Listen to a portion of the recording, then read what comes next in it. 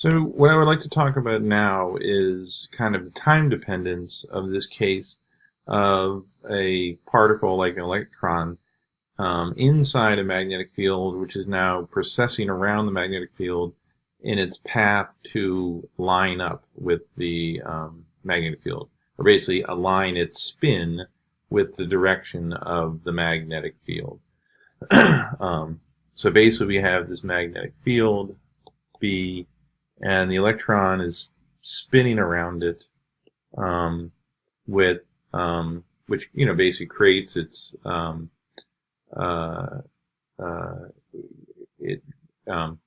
it's trying to the electron has a spin which is related to its magnetic moment, which is basically moving it toward its direction to line up with the magnetic field. So it's processing around this magnetic field with a precession of omega.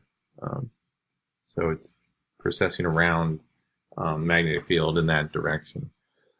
So we've already written down in previous lectures that the interaction energy for the spin part is just minus the magnetic moment dotted into the magnetic field, which if we consider the spin, I'll put a small s as a subscript, which I can now rewrite as minus the gyromagnetic ratio times the spin dotted into the magnetic field.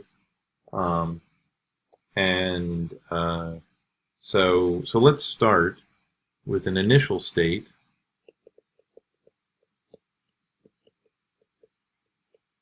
of psi at a time 0, like so. Now, to get psi at some later time, we take a propagator, which is just which carries along the function of time, times the initial state at time t equals 0.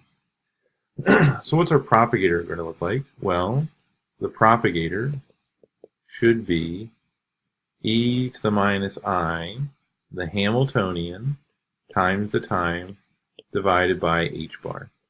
So if we just stick our Hamiltonian there, that'll give us the propagator, which then moves this state to a different form at a later time t. So we have a form of the Hamiltonian now, so we can write that in, e to minus I t minus gamma s dot b, and all that divided by h bar. So I can rewrite that as e to the plus I gamma s dot b times time divided by h bar. And now, well, if I look at a rotation operator, the rotation operator, I can write that down as e to the minus I some angle theta dot the spin divided by h bar. So basically what I'm doing is I'm rotating this system by some angle theta, and so it just turns out that if I compare the two, the angle theta with which I am rotating it is minus gamma b times the time t. So that gives us the time, which we used that before to work out what the precession frequency is. So therefore, I can just combine all those terms and write down that the precession frequency is minus gamma times the magnetic field. Okay, so if I put that in, then my propagator becomes e to the I gamma s sub z. So let's say this is just, we're only caring about the z direction. We're rotating around the z direction. So I'm going to reduce it times b divided by h bar. So really what I'm doing here, this propagator here is for the case where the magnetic field is only in the z direction. So that dot product of S dot B just gives me SZ times B. Okay, so now we can rewrite this. First we can say that SZ is just H bar over 2 times the Pauli spin matrix. And we can use this the precession frequency omega is minus gamma B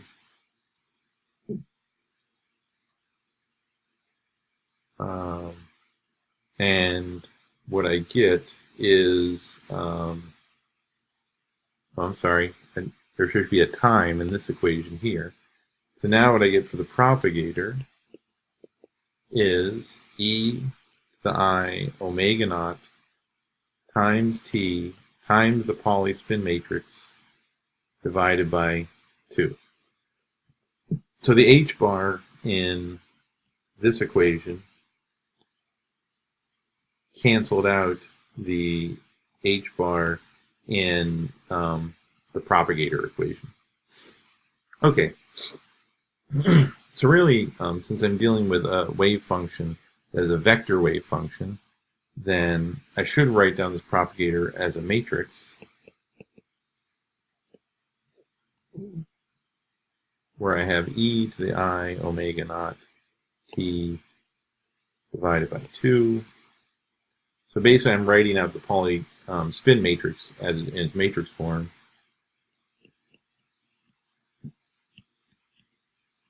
Like so. So basically what we get is spin up and spin down parts of the operator.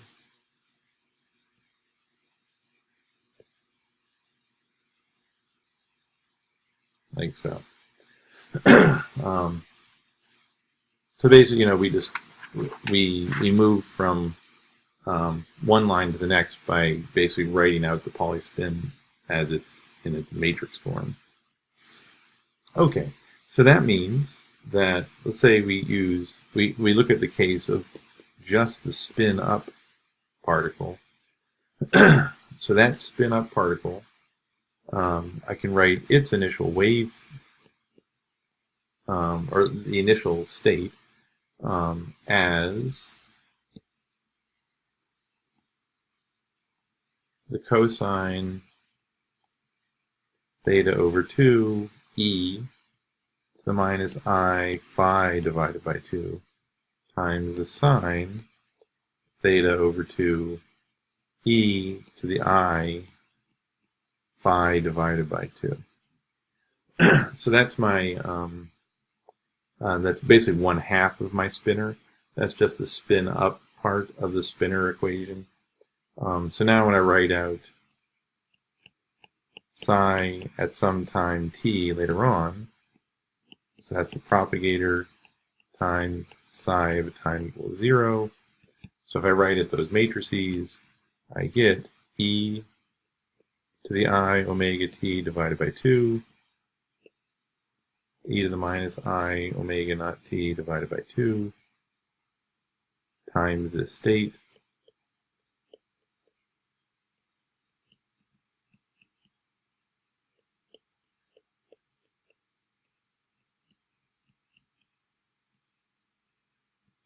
Okay, and so now we do some matrix multiplication, and I get cosine theta over 2 e to the minus I phi minus omega naught times t divided by 2. So that's the first element in this column vector. The second one is sine theta over 2 e to the plus I phi minus omega t divided by 2.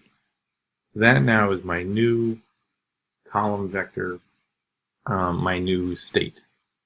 So basically now it has all the pieces in it. And so basically what it says is this state, which we could turn into a wave function, if we were to project it onto a basis. But what it says is that this state is now changing over time by this frequency of omega naught. So it's winding down the precession that we have. So if this is the magnetic field, B, this electron here is going to wind its way around until eventually its so eventually its spin is going to be aligned in along the direction. Or let me draw that again. Let's try this again.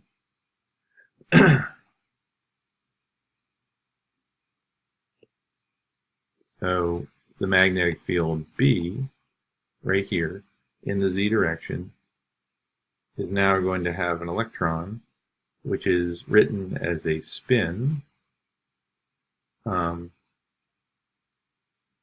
has some spin direction to it, and then this spin arrow is going to eventually wobble around until eventually it's going to line up in this direction right here. So it's going to keep wobbling around, and how fast it wobbles around is this precession frequency set by the gyromagnetic ratio times the strength of this magnetic, how strong that magnetic field is to pull this spin vector and line it up with itself, line it up with the magnetic field.